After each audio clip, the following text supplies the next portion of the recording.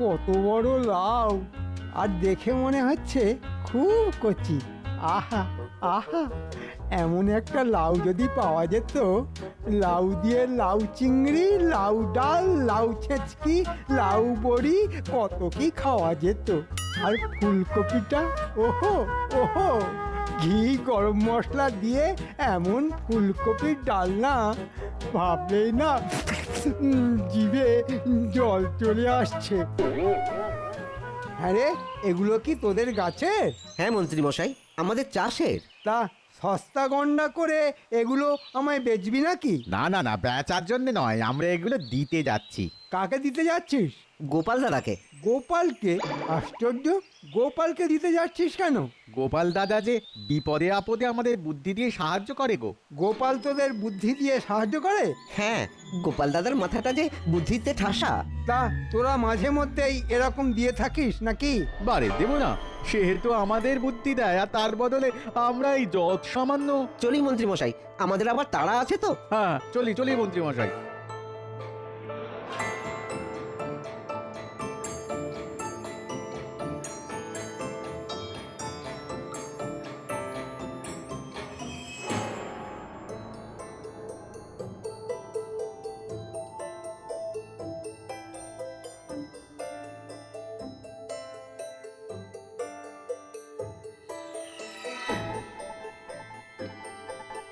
লোক দুটো তাহলে সত্যি সত্যি গোপালের বাড়িতে ঢুকে গেল। তাহলে আজকাল এসব হচ্ছে। বুদ্ধি বেঁচে গোপাল দিব্যি এটা ওটা সেটা কামাচ্ছে। না, আজই এর একটা বিহিত করতে হবে।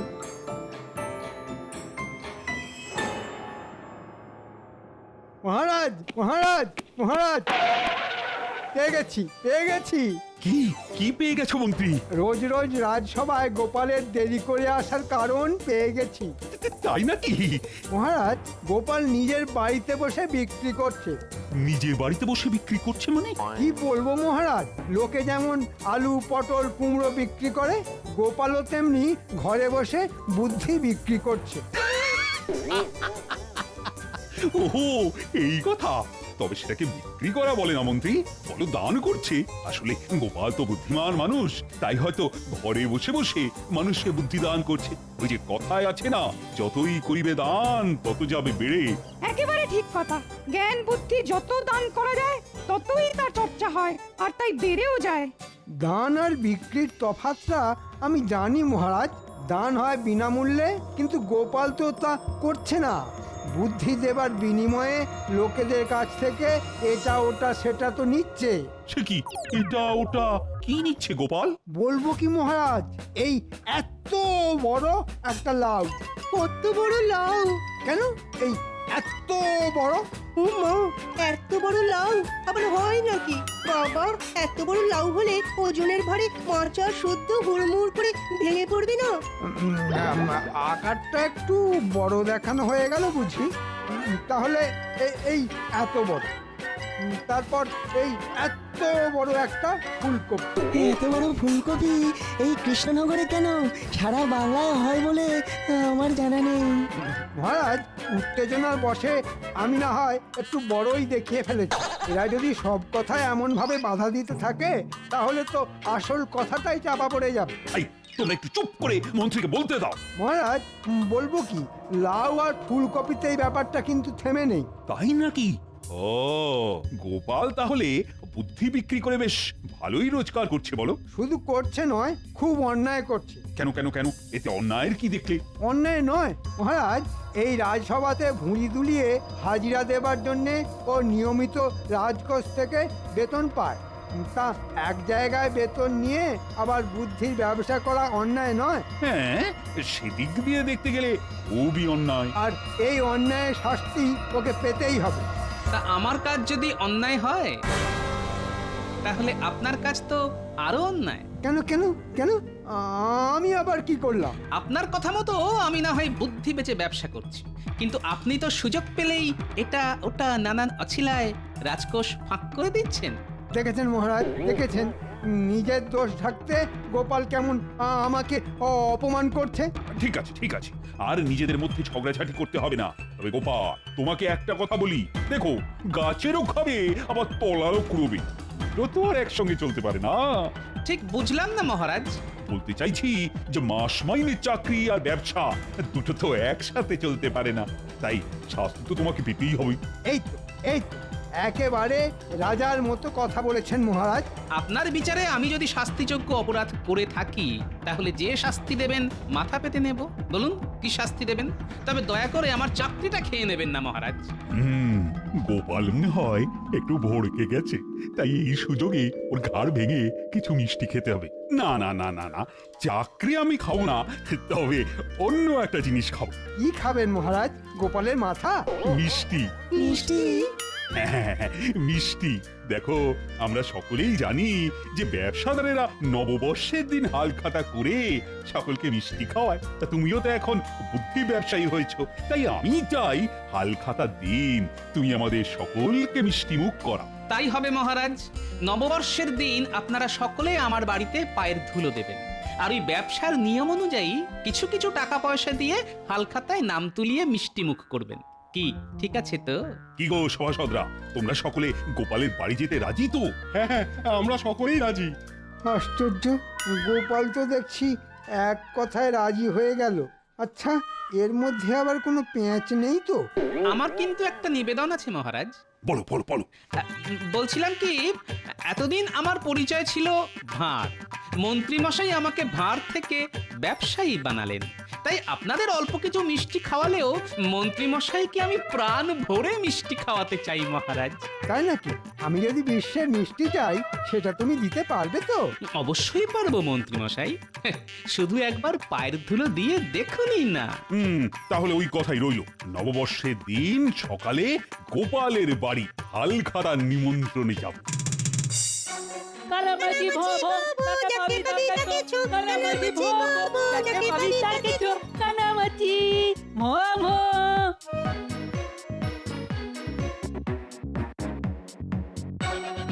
এই তো গোপাল দাদু এসে গেছে। গোপাল দাদু আমাদের সঙ্গে কানামাছি খেলবে, এসো। না রে, আমার এখন কানামাছি খেলার সময় নেই। কেন গো দাদু, সময় নেই কেন? আমাকে এখন একবার ভোলা ময়রার দোকানে যেতে হবে, বুঝলি? তার মানে মিষ্টি? তা আমাদের খাবে তো? অবশ্যই খাওয়াবো। আরে বাবা, তোরা আমার সব নাতি নাতনি, তোদের না খাইয়ে পারি? তবে একটা কথা। কি কথা দাদু? ওই দিন আমার বাড়ি মহারাজ, মন্ত্রীমশাই আর অন্যান্য সব সভাসদরা আসবেন।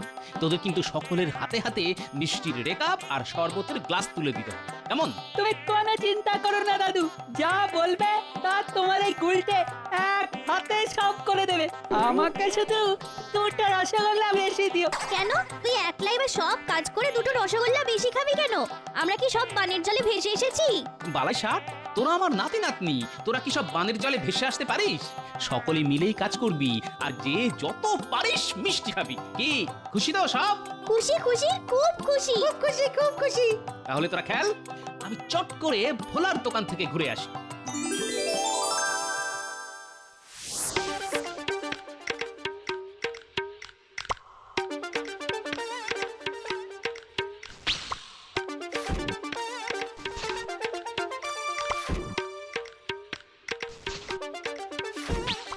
কি গিন্নি, কাপড় জামা গোছাচ্ছ? ভালো ভালো ভালো। এই কদিনে ঘর দুয়ার সব একেবারে ঝকঝকে তকতকে করে রাখো, বুঝলে? তা আমার এই ভাঙা ঘরে কোন মহারাজা আসবেন শুনি? ঘর দোর সব একেবারে ঝকঝকে তকতকে করে রাখতে হবে। কোন মহারাজ আসবেন মানে? আসবেন আমাদের কৃষ্ণনগরের মহারাজ। আর মহারাজ শুধু একলা আসবেন না, সভাসদেরাও তার সঙ্গে আসবে। সে কি গো, মহারাজ আসবেন? তা কেন আসবেন? আসলে আমি যে তাদের মিষ্টি খাওয়ার নেমন্তন্ন করেছি গো। এই কতগুলো মানুষকে মিষ্টি খাওয়ার নেমন্তন্ন করে এলে, কিন্তু অনেক খরচ খরচার ব্যাপার গো। এদিকে আমি কিছু আনতে বললেই তো বলো হাতে পয়সা নেই। বলছি না বাপু তোমায়। আহা গিন্নি, খামোখা মুখ ঝামটা দিচ্ছ কেন? আমি কি আর নিজের পয়সা খরচ করে মিষ্টি খাওয়াচ্ছি? মানে এবার বাড়িতে হালখাতা করব। হালখাতায় সকলের নাম লিখে টাকা নেব আর সেই টাকা দিয়েই ওদের মিষ্টি মুখ করাবো। একে বলে মাছের তেলে মাছ ভাজা। বাবা, আমার ট্যাগ থেকে কানাকড়িটাও গচ্চা যাবে না। আরে হাঁ করে তাকিয়ে আছো কেন? তাকিয়ে থাকবো না? হাল খাতা তো ব্যবসায়ীরা করে, তুমি তো আর ব্যবসা করো না। সে তুমি বোঝো, কিন্তু ওই পাজি মন্ত্রীকে আর বোঝে সে কথা যে তাদের কাছ থেকে এটা ওটা সেটা আদায় করে থাকে। আর এই সব বলে মহারাজের কান ভারী করেছে। উমা, কি শয়তান লোক গো! তোমার নামে মহারাজ এইসব বলেছে? বলেছেই তো, তবে আমার নামও গোপাল ভাঁড়। নেমন্তন্ন করে বাড়িতে ডেকে এনে এমন নাস্তানাবুদ করবো না, হাড়ে হাড়ে বুঝবে তখন এই গোপালচন্দ্র কি জিনিস। আমার কথা তুমি মিলিয়ে দিও। কি গো মন্ত্রী, এত বেলা হয়ে গেল অথচ গোপাল আজ এখনো এলো না কেন? আমার মনে হয় আমাকে বিশ্বের মিষ্টি খাওয়াবার ভয়ে গোপাল হয়তো দেশান্তরী হয়ে গেছে। বিশ্বের মিষ্টির দাম তো কম নয়, হ্যাঁ? তা দেশান্তরী হয়ে গেছে বলছো কেন? বলবো না, রোজই তো বাজারে ওর সঙ্গে দেখা হয়, কিন্তু আজ তন্ন তন্ন করে খুঁজেও ওর টিকিটারও তো হদিশ পেলাম না। আসলে চোখে নেবা হলে কি আর টাক বা টিকির হদিশ পাওয়া যায়? ও, তুমি তাহলে দেশান্তরী হয়ে যাওনি গোপাল? পাগল না মাথা খারাপ? এত সুন্দর দেশ ছেড়ে দেশান্তরী হতে যাব কোন দুঃখে? তাহলে তোমার আসতে এত দেরি হলো কেন? হবে না? বাপরে বাপ, কত কাজ! কদিন বাদেই আপনারা আমার বাড়ি পায়ের ধুলো দিতে যাবেন, তার জোগাড় যন্ত্র করতেই তো দেরি হয়ে গেল মহারাজ। তার মানে তুমি আমাদের সত্যি সত্যি মিষ্টি খাওয়াচ্ছ? আপনি যখন নিজের মুখে খেতে চেয়েছেন তখন খাওয়াবো না মহারাজ? তা কি মিষ্টি খাওয়াচ্ছ গোপাল? সেটা আমার বাড়ি গেলেই দেখতে পাবেন মহারাজ। শোনো গোপাল, আর যাই খাওয়াও না কেন ওসব রসগোল্লা পান্তুয়া খাইও না। সব খেয়ে খেয়ে না মুখে একেবারে অরুচি ধরে গেছে। পারলে নতুন কিছু খাইও। তাই হবে মহারাজ। আর আমার ব্যাপারটা তোমার মনে আছে তো গোপাল? আমার কিন্তু বিশ্বের। একবার তো বলেছি হয়ে যাবে, তারপরও হ্যাংলামি করছেন কেন বলুন তো? আচ্ছা মন্ত্রী মশাই, এই তো আপনার চেহারা ছিঁড়ি, রোগা আর বিচ্ছিরি। তা বিশ্বের মিষ্টি খেয়ে সামলাতে পারবেন তো? পারবেন বলে তো মনে হয় না, আর না পারলে ওই পেট ধরে আমার কাছে ছুটে আসবে।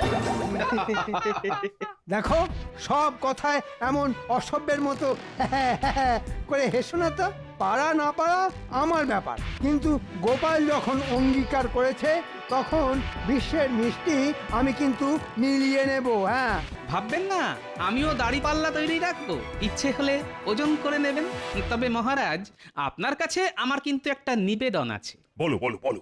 বলছিলাম কি, পয়লা বৈশাখের দিন তো আপনার আবার নানান জায়গায় নিমন্ত্রণ থাকে, তাই যদি আমার বাড়িতে তার আগের দিন যান তাহলে একটু ওই ফিরে সুস্থে বসতে পারবেন আর। হ্যাঁ, কথাটা নেহাত মন্দ বলনি, কিন্তু পয়লা বৈশাখের আগের দিন তো চৈত্র সংক্রান্তি, মানে চড়ক, ওই দিন হাল খাতা করবে। আগে আমি তো ছোট ব্যবসায়ী, তাই রোজই আমার হাল খাতা। সকালে সূর্য ওঠার সাথে খাতা লেখা শুরু, আর সূর্যাস্তের সাথে সাথেই খাতা লেখা শেষ।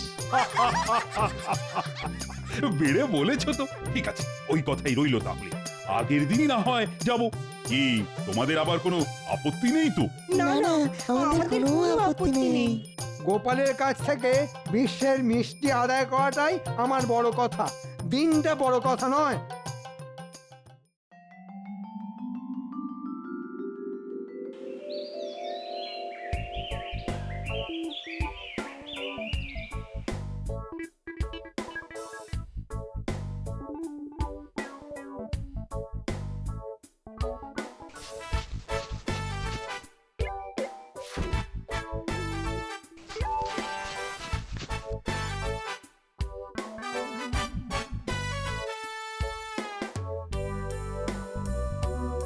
কি গো দাদু, মহারাজ আসবেন কখন?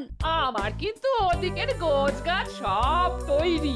প্রত্যেক রেকাবিতে দুটো করে লাড্ডু আর দুটো করে মতিচুর, বুঝছো তো? হ্যাঁ রে বাবা, দিয়েছি দিয়েছি, সেই সাথে চিনি আর লেবু দিয়ে শরবত। আশা করি মহারাজ খুশি হবেন। হবেন মানে খুব হবেন।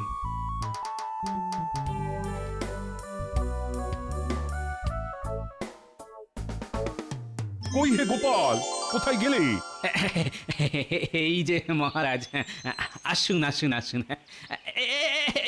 এখানে বসুন, বসুন। হ্যাঁ, তা তোমার হালখাতার ব্যবস্থা? সব প্রস্তুত মহারাজ। পুটি, যা তো ঘর থেকে আমার হালখাতাটা নিয়ে আয় তো। এবার তাহলে অনুগ্রহ করে সাধ্যমতো দিয়ে আমার নতুন খাতায় নামগুলো লিখিয়ে নিন। ও ওরে বাবা, একেবারে 10 টাকা! পুটি, লিখে নে মহারাজ, 10 টাকা।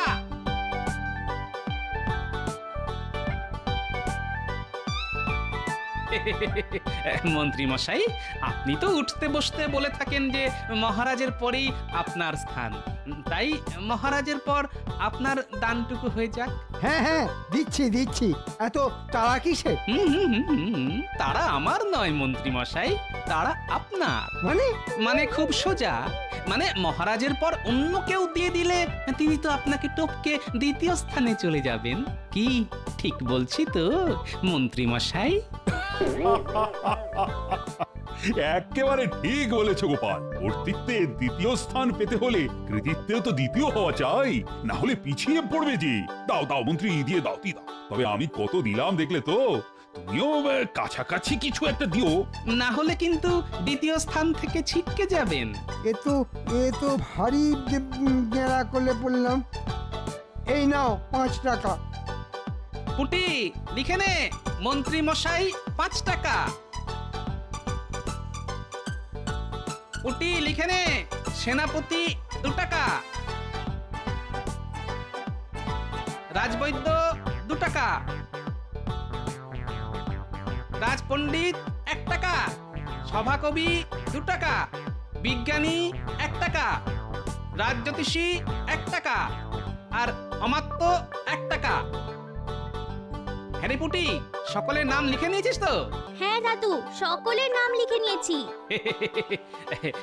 হালখাতায় তাহলে সকলের নাম লেখা হয়ে গেল। এবার তাহলে সামান্য একটু জলযোগ।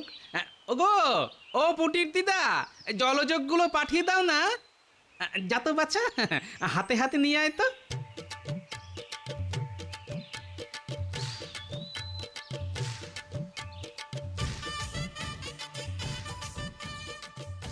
দিদা, মিষ্টি আর শরবত দাও। হ্যাঁ হ্যাঁ হ্যাঁ, ওই তো ওইখানে সব সাজানো আছে, তোরা নিয়ে যা। নে নে নে।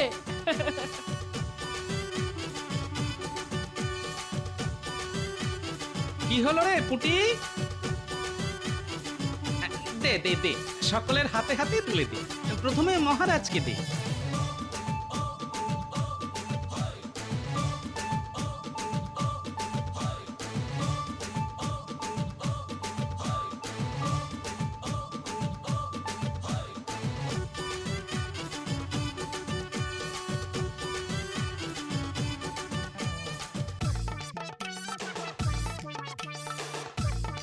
বাহ বাহ বাহ, কি দারুণ মিষ্টি। লাড্ডু, মতিচুর, কি খেতে, খুব খুব ভালো। এই নাও নাও নাও, তোমরাও খাও। মুখটা যেন ছেড়ে গেল, মতিচুরের কি স্বাদ। এটা কিরকম হলো গোপাল? সকলে খাচ্ছে অথচ আমাকে দিলে না? দেব দেব মন্ত্রী মশাই, দেব। আপনার তো আবার 2টো লাড্ডু আর 2টো মতিচুরে হবে না। আপনার বিশ্বের মিষ্টি আমি বস্তায় ভরে রেখেছি। তাহলে আর দেরি করছো কেন? নিয়ে এসো। কিরে, তোরা কি বই আনতে পারবি না আমি যাব?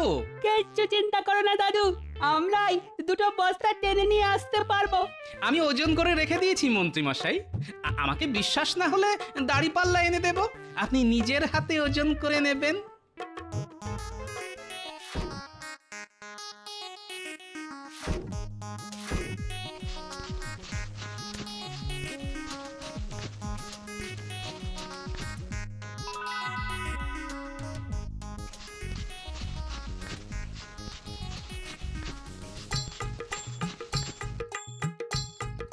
যা, দৌড়ে যা, অন্য বস্তাটা নিয়ে আয়। আরে আরে আরে, এ কি করছো গোপাল? মন্ডা মেঠাই কি কেউ এমন টেনে আনে? ভেঙে চুরে যাবে না? অত উতলা হবেন না মহারাজ, এ মিষ্টি ভাঙবেও না, আর চুরবেও না। দেখে নিন মন্ত্রী মশাই, এই বস্তাটায় আছে 8 সের গোলাল, হ্যাঁ মানে আর এই বস্তাটায় 8 সের রাঙাল। তার মানে 8 8 16 সের, আর 4 সের হলো ওই আখদি। আমার সঙ্গে ফাজলামি হচ্ছে, মস্করা হচ্ছে? হ্যাঁ, আমি তো মিষ্টি চেয়েছিলাম। আমি তো আপনাকে তাই দিচ্ছি মন্ত্রী মশাই।